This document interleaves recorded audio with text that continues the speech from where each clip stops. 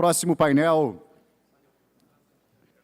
nós vamos já dar seguimento, vamos receber o mediador, excelentíssimo senhor presidente da Comissão de Constituição e Justiça da Assembleia Legislativa de Santa Catarina, deputado Camilo Martins.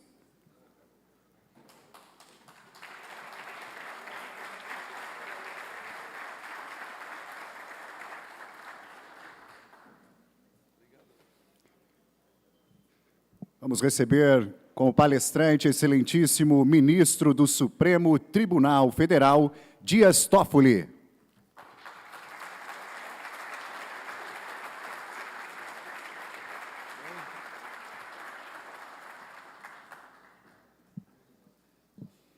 Para mediar os trabalhos, tem a palavra o deputado Camilo Martins. Então vamos lá. Uma boa tarde a todos. Quero cumprimentar aqui o eminente ministro, nosso grande amigo de Santa Catarina, José Antônio Dias Toffoli, cumprimentar o nosso presidente da Assembleia Legislativa, deputado Mauro de Nadal, os conselheiros do Tribunal de Contas, desembargadores que se fazem presente, o nosso procurador-geral, Vicari, o ex-deputado Rodrigo Colasso, que faz presente, nosso ex-governador Paulo Afonso, cumprimento ao nosso secretário da Casa Civil. É um prazer estar hoje nessa tarde e cumprimento todas as mulheres, cumprimentando a nossa procuradora aqui da Assembleia Legislativa, a doutora Carula. Eu vou, antes de passar a palavra para o eminente ministro José Antônio Dias Toffoli, falar um pouquinho. Fiz um currículo, depois transformei em um mini currículo, e com a ajuda do Marcelo, que trabalha com o ministro, diminui mais um pouco, porque senão eu ia falar mais que o ministro Toffoli. Mas a formação acadêmica do ministro Dias Toffoli é bacharel em Direito pela Faculdade de Direito de Largo de São Francisco, Universidade de São Paulo, de 86 a 90. Atividades exercidas atualmente. É ministro do Supremo Tribunal Federal a partir de 23 de outubro de 2009. Ministro substitutivo do Tribunal Superior Eleitoral a partir de outubro de 2022. Professor do curso de pós-graduação Lato Sensu em Advocacia Pública da Escola de Advocacia Geral da União. Professor colaborador do curso de pós-graduação da Faculdade de Direito da Universidade de São Paulo. As experiências anteriores, cortamos várias também, mas as mais relevantes foi presidente do Supremo Tribunal Federal e do Conselho Nacional de Justiça em 13 de setembro de 2018 a 10 de setembro de 2020. Foi presidente do Tribunal Superior Eleitoral de 13 de maio de 2014 a 12 de maio de 2016. Ocupou o cargo de advogado-geral da União em março de 2007 a outubro de 2009, foi subchefe para assuntos jurídicos da Casa Civil da Presidência da República de janeiro de 2003 a julho de 2005. E diversos outros cargos que ele ocupou, sendo professores em diversas faculdades, pós-graduação, que a gente não precisa fazer a citação, mas é um grande currículo do ministro, o qual já passo a palavra, e seja sempre bem-vindo a Santa Catarina, é uma honra estar com o senhor nessa tarde aqui na Assembleia Legislativa.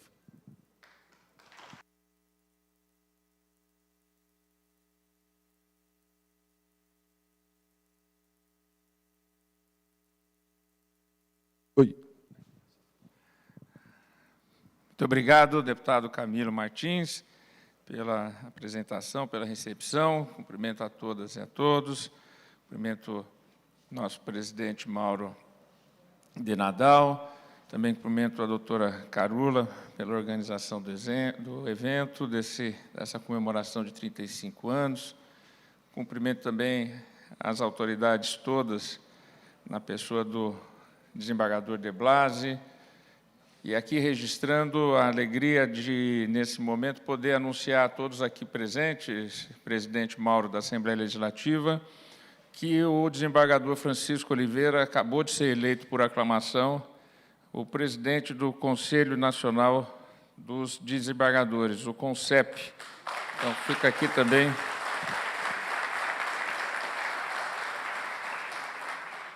Sua Excelência mandou uma mensagem que não poderia aqui estar presente. Eu falei, você está numa missão muito mais importante, né? Nós que somos amigos. Então, cumprimentar também a todo o Judiciário de Santa Catarina, na pessoa do Francisco Oliveira, nessa data tão importante, nessa reunião que eles tiveram em João Pessoa, na Paraíba, e merecidamente, e também para a honra de Santa Catarina, foi escolhido o presidente do Conselho dos Presidentes de Tribunais de Justiça do Brasil. E também o meu amigo Fernando Quadros, que acabou de falar aqui, respeitando o Papa Francisco, muito ajuizado, falou 8 minutos, e eu também não quero desrespeitar sua santidade, o Papa Francisco. Mas, por falar em Papa, eu sempre costumo dizer o seguinte, poucas pessoas talvez saibam que o Papa é chamado de Sumo Pontífice porque o bispo de Roma era o maior construtor de relações entre outros bispos. Então, ele era o Sumo Pontífice. E daí, então, essa denominação de Sumo Pontífice ao Papa. E o que é uma Constituição, ao fim e ao cabo? Uma construção de pontes. Eleitos pelo povo, representantes democraticamente escolhidos, sentam para escrever um pacto fundante. A Constituição de uma nação complexa como a brasileira, a Constituição de 1988, representa exatamente isso, com os seus acertos, com os seus defeitos, com as suas reformas, com as suas adequações, mas representa exatamente esta construção de pontes de uma sociedade complexa, de uma sociedade e de um país e de uma nação tão diferente do ponto de vista das suas características, seja culturais, seja econômicas, seja até do modo de falar, das suas preferências culinárias, das suas preferências culturais, das suas realidades locais. E uma Constituição, então, procura o quê? Construir esse pacto dentro de uma nação extremamente grande, um país dos maiores do mundo, com os maiores recursos naturais e minerais que existem na humanidade. Então, o Brasil não é nenhum país, né, para amador, país complexo, é um país extremamente diferenciado entre todos os países do mundo. Muitas vezes a gente vê na televisão, e aqui eu não quero criar nenhum tipo de conflito diplomático, mas muitas vezes comparando o Brasil ao Chile. É incomparável. Comparar o Brasil ao Uruguai, com todo o respeito ao Chile e ao Uruguai, somos nações completamente diferenciadas. Então, são situações bastante diferenciadas e que não há razão e nem como comparar realidades tão diferenciadas. E a Carta Constitucional, uma Constituição numa república federativa como a do Brasil, com 26 estados e um Distrito Federal, ela procura exatamente trazer esta conexão que dê um pacto em que essa sociedade possa funcionar de maneira democrática, de uma maneira que busque o quê? E eu sempre digo, o núcleo do pacto constitucional, que é o pacto fundante de uma sociedade. No caso concreto, foi um pacto refundante à Constituição de 1988, após o fim do regime militar, da época do governo militar, e aí, com a redemocratização e a transição de 1985 a 1988, com a promulgação da Constituição de 88, nós temos a plena redemocratização de nosso país.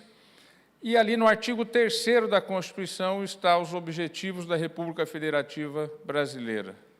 Uma sociedade livre, justa e fraterna. Uma sociedade que possa crescer de maneira a desenvolver e resolver os seus problemas do ponto de vista de diferenças regionais, de diferenças sociais, e promover o bem de todos, sem preconceito de raça, de origem, de sexo, seja lá o preconceito que for. E o Supremo Tribunal Federal é o guarda desta Constituição. Por sua vez, estamos aqui a comemorar os 35 anos e celebrar da Constituição do Estado de Santa Catarina. E, desde logo, eu destaco, presidente Mauro, procuradora Carula, a importância de celebrar isso, porque celebrar os 35 anos de uma Constituição é celebrar exatamente esse pacto que traz a organização social, a organização do Estado, as regras do jogo da democracia na esfera local, na esfera estadual do Estado de Santa Catarina. E aqui, rapidamente, poderíamos destacar alguns aspectos importantes da Constituição do Estado de Santa Catarina, como, por exemplo, a previsão nela, de maneira até precursora a tantas políticas públicas que depois foram colocadas em outras unidades da Federação e na própria União, no próprio governo federal, que é, por exemplo, a bolsa de estudos gratuitas aos estudantes de nível superior. Isso, a Constituição de Santa Catarina é precursora. Ou o transporte gratuito aos maiores de 65 anos, que também é a Constituição de 1989, de 6 de outubro de 1989, do Estado de Santa Catarina, trouxe, entre outras questões do ponto de vista social importantes. Mas uma das questões mais importantes, deputado Camilo, é que a Constituição de Santa Catarina e essa Assembleia Legislativa do Estado de Santa Catarina também tem que celebrar e tem que ser reconhecido que, pelo trabalho aqui efetuado a partir da Constituição de 1989, o Estado de Santa Catarina se tornou um Estado desenvolvimentista, um Estado que procurou exatamente cumprir esses objetivos do artigo 3º da Constituição da República, que era acabar com as suas desigualdades. O Estado de Santa Catarina é reconhecidamente um dos estados mais iguais, entre que a diferença entre a classe alta e aqueles com menos condições ou recursos não é muito grande, especialmente comparado com outras realidades sociais nas demais unidades da Federação. Não por acaso é o terceiro IDH, né, maior do nosso país, sem ter, por exemplo, toda a produtividade que tem o Estado de São Paulo, evidentemente que ali está o maior PIB do ponto de vista de unidade da Federação do Brasil. Ou seja, vários processos legislativos e produções legislativas da Assembleia Legislativa de Santa Catarina deu as condições de segurança jurídica, Blasi, desembargador Blasi, para que a sociedade catarinense pudesse ser uma sociedade em que todos os seus setores produtivos e de serviços fossem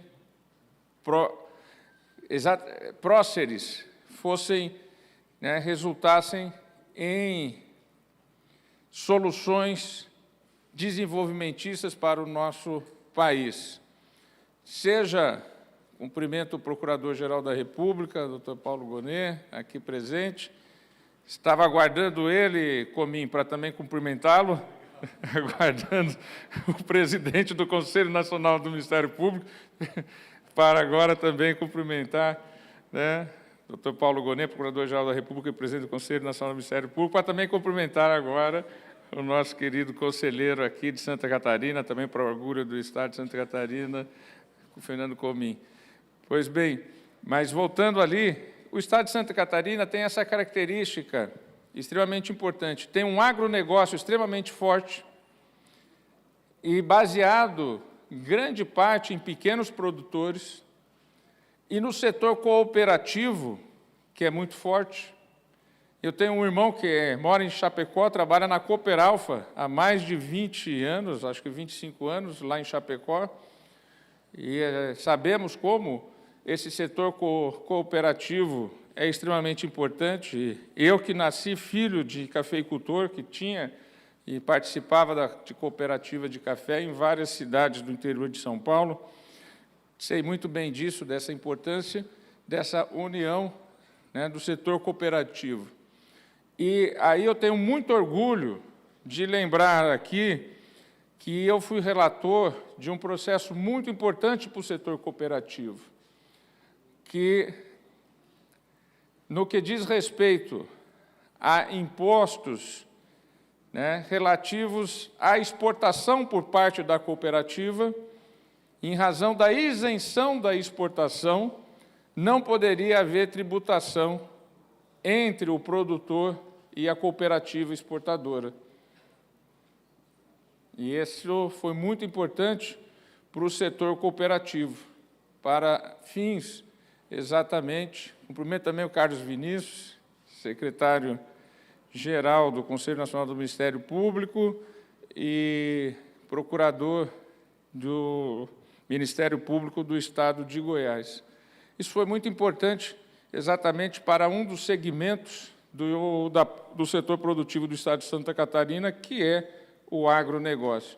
Então, aqui no Estado de Santa Catarina, nós temos o agronegócio baseado em cooperativas, em pequenos produtores, e também temos grandes indústrias do agronegócio e também a indústria de transformação do agronegócio em uma indústria exportadora muito forte que traz riquezas para o nosso Brasil. E também aqui no Estado de Santa Catarina temos uma indústria também muito forte, um setor industrial muito importante.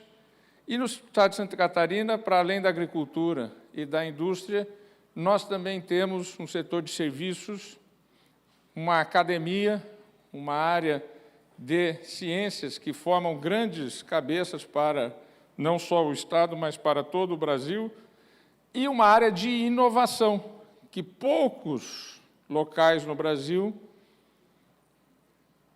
convergem recursos para essa área. Hoje, os grandes centros de inovação na área de tecnologia de ponta estão em Santa Catarina e na cidade de Recife, no estado de Pernambuco. É extremamente importante, então, porque o investimento em inovação é uma agregação de valor muito grande para o setor produtivo. Sem inovação, o país fica para trás. E o Estado de Santa Catarina, deputado Camilo, tem exatamente, né, esse equilíbrio entre esses vários segmentos: agricultura, indústria, serviços e inovação. Tem muitos estados em que a agricultura não há os outros setores.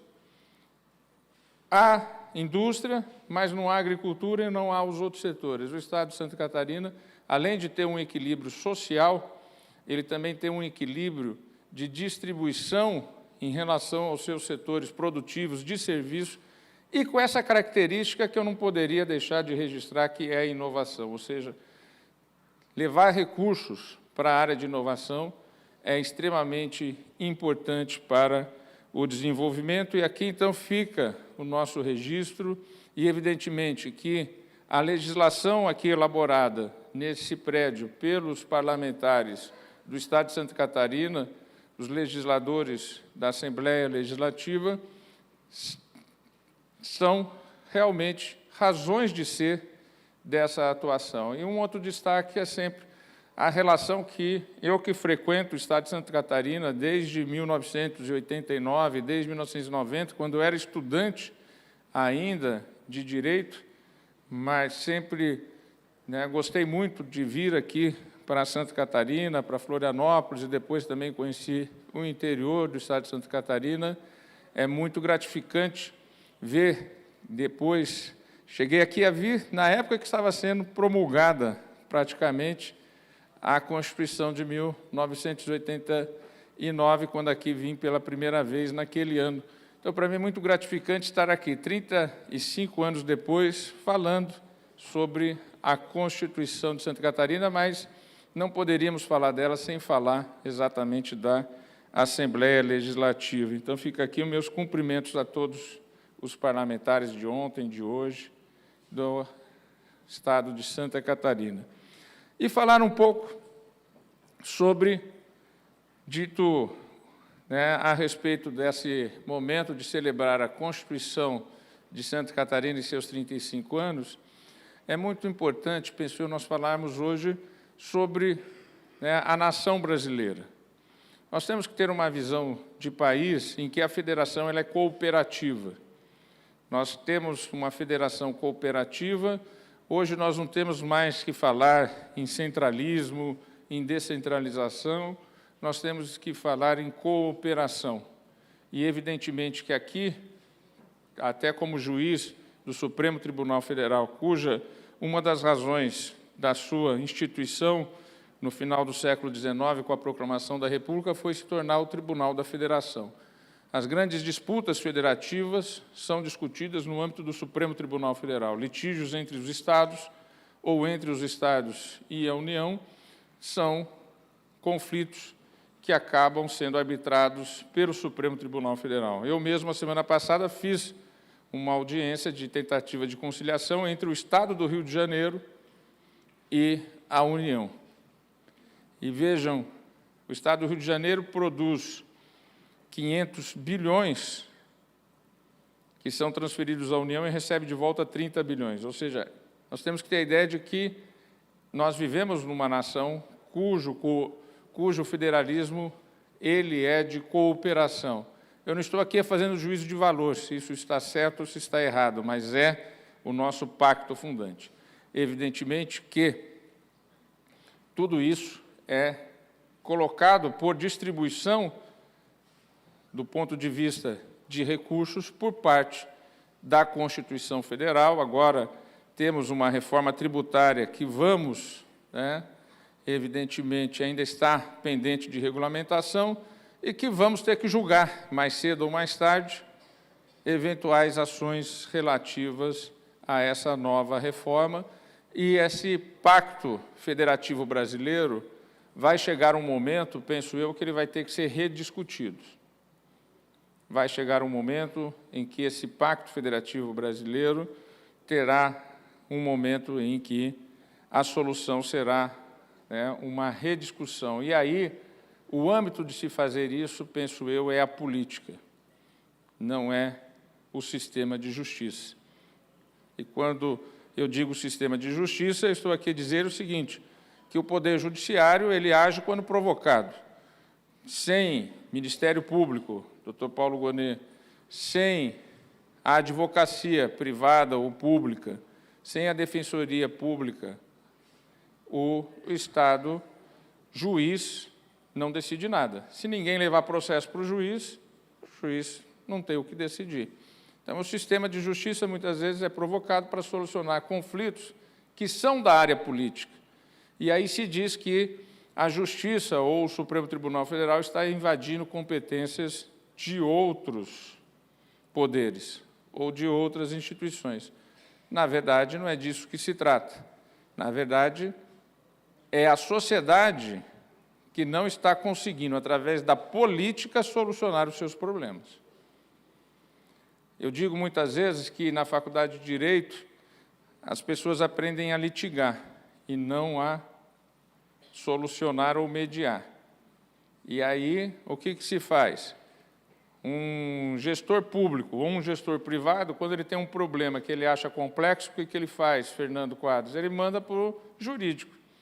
O jurídico do Estado ou o jurídico da empresa, o que faz? Manda para o judiciário. E aí a culpa é de quem? Do judiciário. Ou é da falta de gestão? Então, eu penso que o que nós temos que fazer, e eu penso que aqui várias leis, que eu não vou ficar citando, porque as senhoras e os senhores conhecem muito mais, o Estado de Santa Catarina pode ter orgulho e tem que ter orgulho de ser um Estado que procura desburocratizar as questões relativas às relações sociedade-Estado, facilitando o desenvolvimento, facilitando o crescimento econômico. Quando eu fui presidente do Supremo e do CNJ, eu fiz um levantamento, porque saía toda hora o seguinte: várias obras estão paralisadas por decisões judiciais. Por decisões judiciais. Aí, sabe qual foi o resultado do levantamento feito pelo Tribunal de Contas, junto com o Ministério Público? À época, o Dr. Paulo era Procurador-Geral da República, o Dr. Augusto Aras, presidente do Tribunal de Contas da União, o atual ministro da Defesa, José Múcio Monteiro, e nós à frente do Supremo Tribunal Federal. De todas as obras paralisadas no Brasil inteiro, obras públicas que eu estou falando, só 3% era em razão de decisões judiciais ou por atuação do Ministério Público. 4% era por decisões dos tribunais de contas, estaduais e da União, o que somava 7%. E os outros 93% de obras paralisadas, qual era a razão? Mudança de gestão pública. O novo gestor, com medo de continuar uma obra que começara em outra gestão, ou alguma obra que, por alguma razão, foi paralisada em razão da empresa contratada na licitação ter quebrado, e quem assume a gestão pública fica com medo de ter que responder pelo passado. 93% das obras que estavam travadas eram obras de problema de gestão pública. Então, o que o país tem que fazer, o que a sociedade tem que fazer? Ela tem que resolver os seus problemas e não transferir os seus problemas, não terceirizar os seus problemas.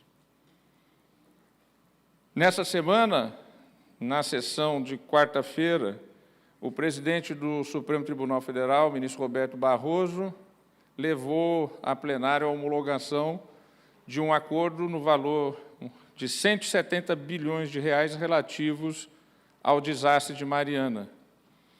Aquele desastre que todos conhecem, que atingiu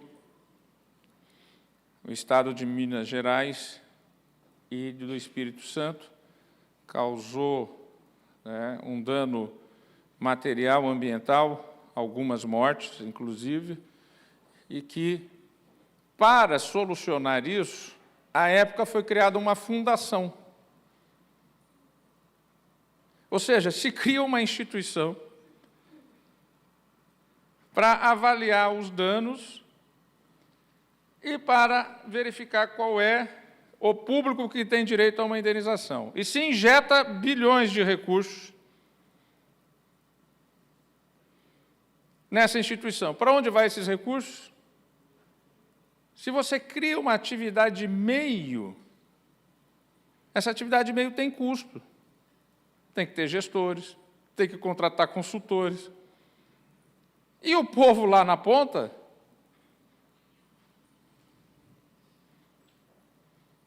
para que burocratizar? Sem querer criar uma nova expressão idiomática, isso é burocratizar.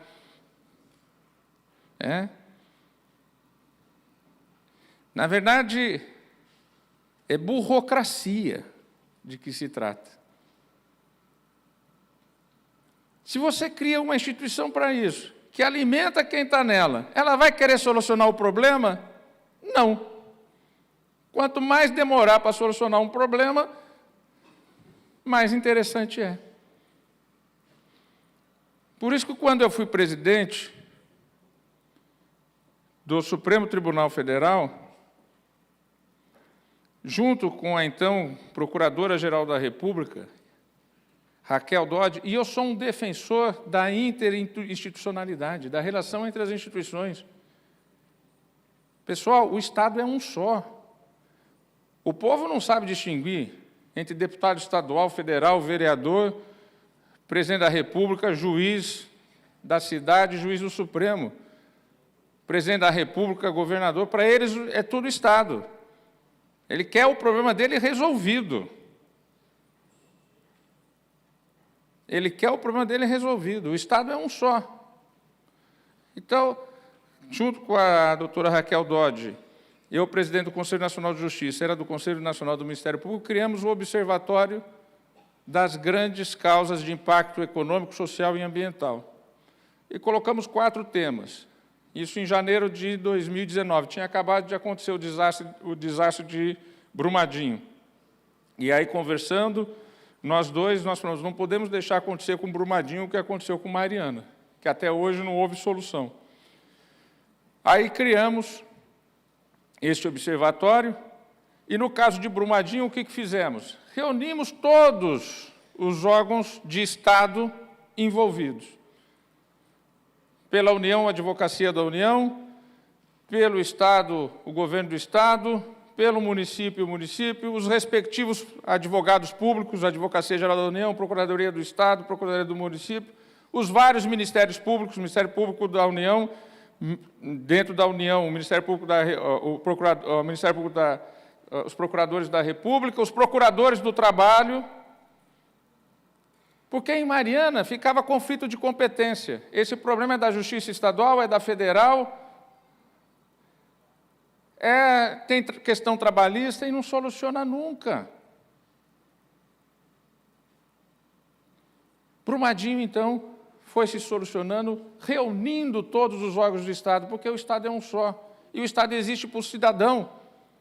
E a sociedade tem no Estado o seu solucionador de problema, não o seu criador de problema.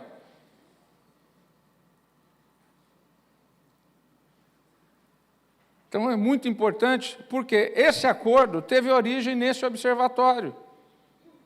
Depois, o ministro Fux, que me sucedeu, quase conseguiu um acordo no final da sua gestão, e que depois, agora, chegou ao fim e ao cabo em relação a Mariana, nessa solução acordada com as empresas assumindo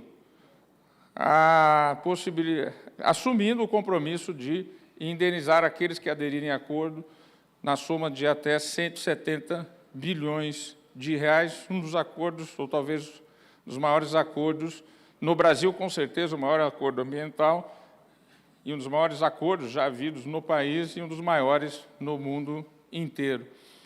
Mas, voltando a falar lá da questão da relação com as obras inacabadas, que ali eu acabei pulando para o caso de Mariana, eu criei, então, um projeto de Destrava.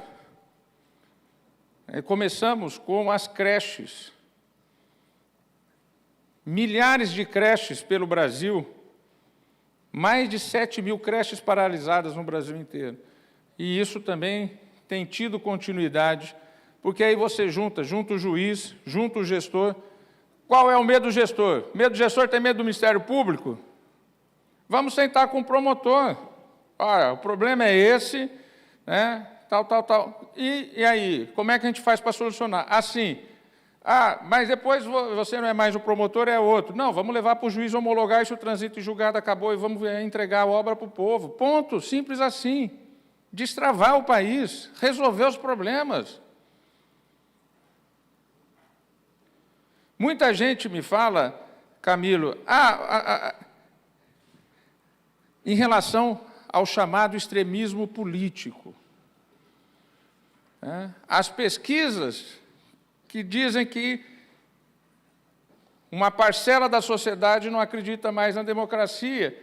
E aí é muito comum certos setores da política institucionalizada dizerem: tem muito maluco espalhado por aí. Calma lá. Calma lá. Se você tem 20% da população, não são 20 pessoas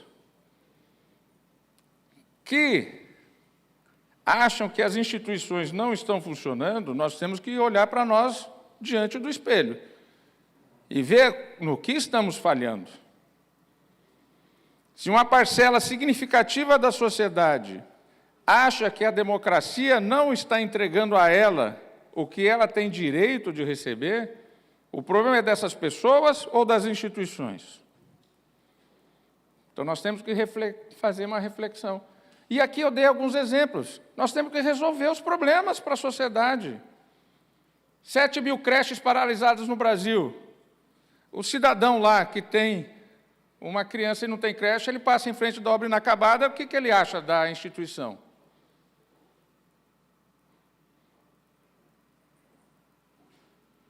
O que ele acha do poder público? E para ele tanto faz, se é o Supremo, se é o prefeito, se é o partido A, se é o partido B, se é o partido C. E ele é que está com a razão. Ele é que está com a razão.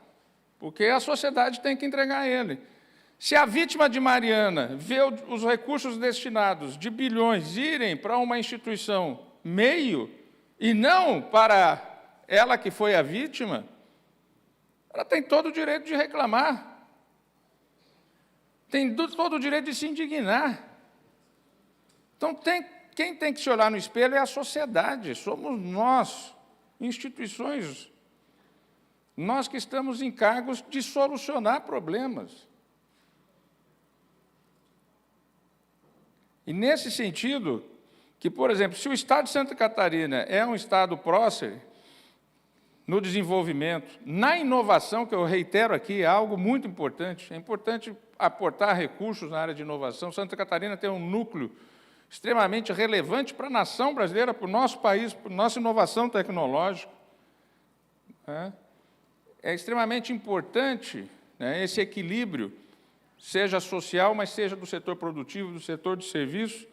Então, eu vejo aqui que a sociedade de Santa Catarina, através da Assembleia, dos seus executivos, do Judiciário, do sistema de justiça, Ministério Público, né, de advocacia pública, privada, defensoria, enfim, penso que tem realizado um excelente trabalho, mas sempre podemos melhorar. A sociedade sempre quer mais.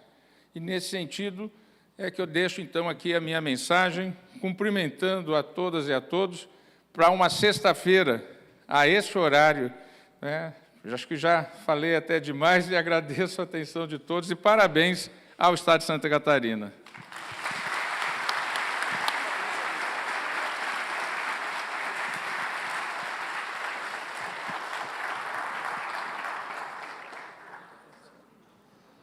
Então, encerramos mais esse módulo no nosso congresso aqui na Assembleia Legislativa e agradecemos o eminente ministro José Dias Toffoli pelas suas palavras, pelo carinho que tem por Santa Catarina, e sempre fique à vontade para vir a esse estado que nós catarinenses sabemos que é o melhor estado do Brasil, e isso, pelas tuas palavras, confirmaram isso hoje, porque você falou. Muito obrigado, ministro, e agradeço a presença de todos.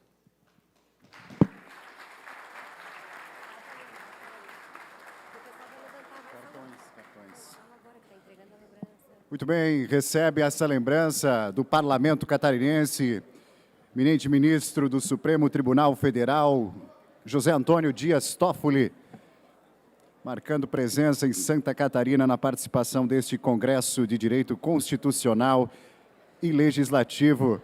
Agradecemos também ao deputado Camilo Martins por a mediação dessa mesa.